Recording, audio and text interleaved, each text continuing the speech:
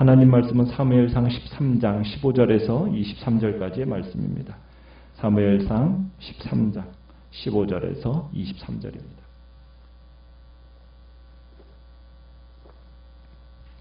사무엘상 13장 15절입니다.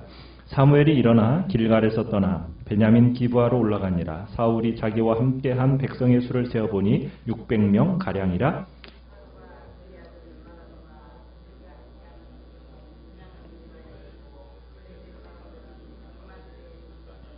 노략군들이 세 대로 블레셋 사람들의 진영에서 나와서 한 대는 오브라 길을 따라서 수알 땅에 이르렀고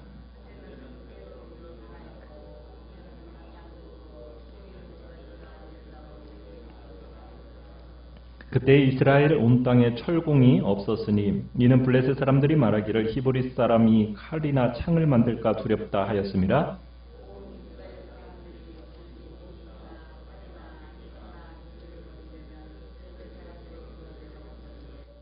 곧 그들이 괭이나 삽이나 쇠스랑이나 도끼나 쇠채찍이 무딜 때에 그리하였으므로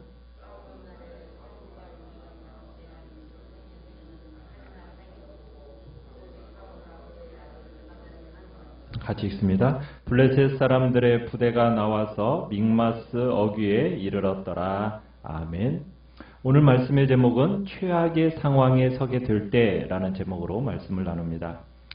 지금 블레셋 사람 군대가 시냇 무기, 철제 무기들을 앞세우고 이제 이스라엘 백성들을 이스라엘 땅을 쳐들어왔어요.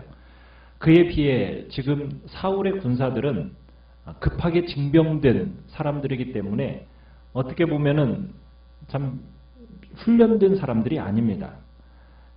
그래서 막강한 정예군과 오합지졸의 싸움이 될 수밖에 없는 것이 지금 블레셋과 이스라엘의 싸움이에요. 자, 이런 위급한 상황 속에서 사무엘은 사울에게 길갈에 네가 가거든 7일 동안 기다리라는 명령을 했었어요. 사울은 그래서 일주일 동안 이 전쟁 기간 일주일 동안 이제 오겠다는 약속했던 사무엘을 기다리는데 일주일이 다 되도록 오지를 않는 겁니다. 그동안 이스라엘 백성들은 그 사무엘이 오는 동안을 기다리지 못하고 흩어지기 시작했어요. 남아있던 백성들이 하나둘 떠나기 시작합니다. 그러자 7일째가 되던 이 사울의 인내가 한계를 달하게 됐고 결국에는 사울이 제물을 가져오게 하고 직접 스스로 제사를 지내버립니다. 그 제사를 지내고 난 그 직후에 사무엘이 나타납니다. 그리고는 사무엘이 사울에게 이야기를 해요. 네가 순종하였더라면 네 왕조가 영영히 세워졌을 것이다. 그런데 네가 불순종했기 때문에 이제 여호와께서는 그의 마음에 맞는 사람을 택해서 이 백성의 지도자로 삼을 것이다 하면서 그 선언과 함께 사울의 왕국이 오래 가지 않을 것에 대한 이야기를 사무엘을 통해서 얘기를 하세요. 이렇게 된 이유는 뭐냐면 이스라엘에게 있어서 왕이라는 존재가 어떤 존재인지에 대한 이야기입니다. 왕은 스스로 모든 것을 해나가는 자율적인 존재가 아니란 얘기예요. 이스라엘의 왕은 누구라고요? 대왕이신 여호와 하나님이란 얘기죠. 그러면은 왕이라 할지라도 여호와의 명령과 그 말씀에 순종해야 되는데 그 말씀에 순종하지 않고 자기 임의대로 한 것에 대해서 하나님이 사울에게 어떻게 내리신 겁니까?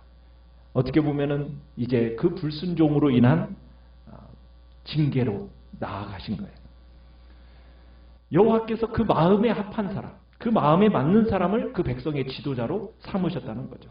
어떻게 보면 사울의 통치는 어떻게 보면 참 시동도 걸리기도 전에 몰락하기 시작하고 있어요. 그러더니 15절 오늘 본문을 보면 사무엘은 사울에게 이런 운명적인 선언을 하고 나서 길갈에서 떠나서 사울의 수도인 베냐민 기브아로 올라갑니다. 참 사무엘은 사울이 듣기 싫어하는 소리만 남겨놓고 떠나가 버린 거죠. 자, 블레셋 군과 대치한 이 절박한 현실 속에서 참 이 사울은 굉장히 어려운 환경을 경험하게 됩니다. 자, 블레셋과의 전투를 앞두고 이스라엘은 최악의 상황인 거예요. 자, 15절에 보면 사울과 함께한 백성의 수를 세어보니까 몇 명입니까? 600명이에요. 그러니까 상비군이 3,000명이라고 그랬어요. 13장 2절에 가보면은 상비군이 3,000명이었는데 그 상비군 3,000명마저도 조직했던 3,000명마저도 다 도망가고 600명만 남은 겁니다.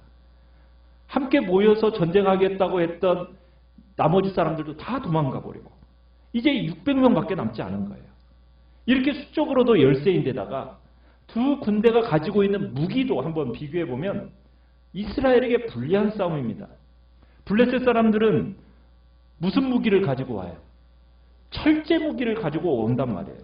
그 철로 만든 무기로 칼과 창을 가지고 왔어요. 그에 비해 이스라엘 군사들의 가지고 있는 무기는 뭡니까?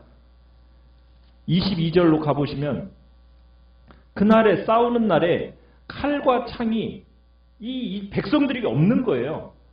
그들이 가지고 있는 거라고는 어처구니 없게도 싸우려고 뭘 들고 왔겠어요? 농기구 들고 오고 물맷돌 들고 온 겁니다. 이스라엘에게 변변한 칼과 창 누구에게만 있다고요? 오직 사울과 그의 아들 요나단에게만 있다라는 거예요. 근데 왜 이렇게 됐느냐? 이스라엘이 왜 이런 철제 무기를 가질 수 없게 되었느냐? 이유를 오늘 설명해 놓고 있죠. 19절, 20절에 보면 이스라엘 온 땅에 철공이 없었다는 거예요. 왜? 블레셋 사람들이 무기를 이 히브리 사람들, 이스라엘 사람들이 만들까 봐서 철공이 들어서지 못하도록 조치를 취했다라는 거죠. 그러니까 지속된 블레셋의 지배의 결과로 지금 이스라엘 백성들에게는 제대로 된 무기를 만들 수도 없었어요. 오히려 도끼나 괭이를 벼리려면 어디를 갔다고요? 블레셋 사람들에게 찾아가야만 됐던 그런 형편이었다고 이야기를 하고 있어요. 여러분 얼마나 열악합니까? 거기에다가 또 이스라엘을 치러 오는 블레셋 군대의 상황을 보면 17절, 18절에 보면 노략군들이라고 얘기하고 있는데 블레셋 군들이 특공대를 조직해가지고 곳곳에서 도로를 차단을 한 겁니다. 북쪽 지방에서 내려오는 지원병들이 사울을 돕지 못하도록 차단을 하고 또 사울의 군대가 더 이상 북쪽으로 진군하지 못하도록 그렇게 곳곳을 또 다 차단해 버렸어요. 여러분, 자, 이런 겉으로 드러난 상황 속에서 어느 것 하나 희망적인 게 없죠. 남아있는 군대는 600명이고 싸우는 무기는 무슨 농기구 들고 싸우고 칼이라고는 왕하고 그 아들한테만 있고 뭐하고 싸우겠어요. 거기다가 도와줄 수 있는 모든 도로는 다 차단돼 버렸고 이제 사울 군대에게 남은 것은 뭐밖에 없어요. 전멸되는 것밖에 없는 거예요. 여러분 이런 상황, 최악의 상황입니다. 그런데 이 최악의 상황은 어떻게 보면 믿음을 가름하는 시험대가 되기도 해요. 우리가 이제 내일부터 보는 14장의 말씀을 보면요. 이 최악의 상황 속에서 요나단이 하나님을 믿음으로 하나님을 신뢰함으로 두려워하지 않고 전투에 나가서 승리를 거두게 됩니다.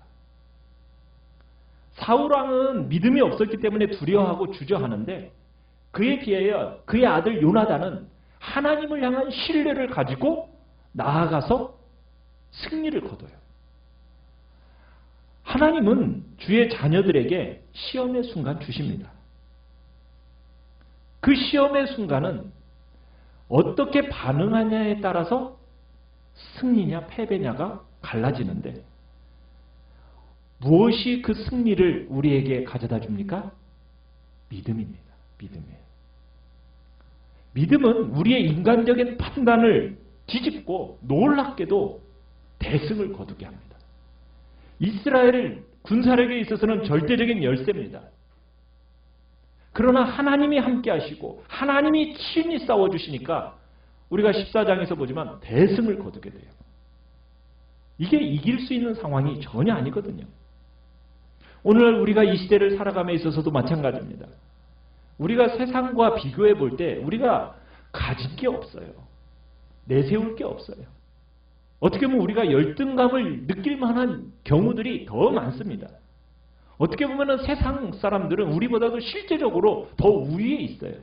우리보다 권세도 있고 우리보다 더 많이 가지기도 하고 더 많이 배운 사람들이고, 그러니까 그들에 의해서 우리가 눌리고 억압받을 수밖에 없어요.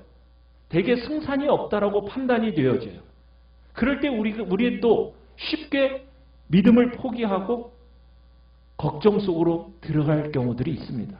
그러나 하나님은 우리에게 그런 상황과 환경에 걱정하지 말라는 거예요. 요나단이 믿음으로 주도한 전투에서 이스라엘 백성은 그 열악한 조건 속에서 결국은 싸워서 블레셋 사람을 이긴 것처럼 문제는 상황이 아니라는 거죠. 요나단과 같이 하나님을 향한 믿음과 신뢰가 있느냐는 거예요. 사도 요한이 요한일서에서 대저 하나님께로서부터 난 자마다 세상을 이기느니라. 세상을 이긴 이김은 이것이니 우리의 믿음이니라. 우리의 믿음입니다. 우리의 능력도 아니요, 우리의 실력도 아닙니다. 하나님을 의지하는 확고한 믿음만 있다면 어떠한 싸움에서도 승리할 수 있음을 주님은 우리에게 보여주시고 계시는 거예요. 내가 비록 연약하고 내가 보잘것없고 내가 실력이 없다 할지라도 우리는 낭망하거나 포기할 이유가 없습니다. 실패의 요인은 우리의 실력 없음에 있는 게 아니라 우리의 뭐가 없음에 있을 뿐입니까? 믿음이 없음에 있을 뿐이에요. 그러게 어떤 경우에도 낭망하거나 포기하지 말고 그럴 때일수록 오히려 하나님을 향한 굳건한 믿음을 더욱 키워가는 기회로 삼으라는 거죠. 정말 최악의 상황, 그때가 진정한 믿음이 드러날 때입니다. 눈에 보이는 것만으로 상황을 판단하지 마시고 우리의 믿음을 눈을 들어 함께 하시는 하나님을 보면서 최악의 상황에서도 용기를 잃지 않는 복된 하나님의 자녀들이 되시기를 원합니다. 하나님이 그것을 기대하고 계십니다. 풍전등화의 위기만큼이나 어떻게 보면 하나님이 개입하시기 좋은 때가 없어요. 위기는 우리에게 언제나 고통을 줍니다. 눈물이 납니다. 그렇지만 그때만큼 하나님이 일하시고 그때만큼 하나님이 영광 받으시기 좋은 때도 없다라는 것을 우리가 기억하면서 위기가 도리어 기회라고 주님 앞에서 신뢰하며 그러한 때 더 하나님의 영광과 은혜를 기대하면서 하나님께 매달려 기도하면서 더 의지하는 복된 자리에 있기를 간절히 바랍니다. 오늘 말씀을 생각하면서 기도하시고요. 연약한 우리의 지체들을 위해서 기도해 주시기 바랍니다. 기도해 주시기 바랍니다.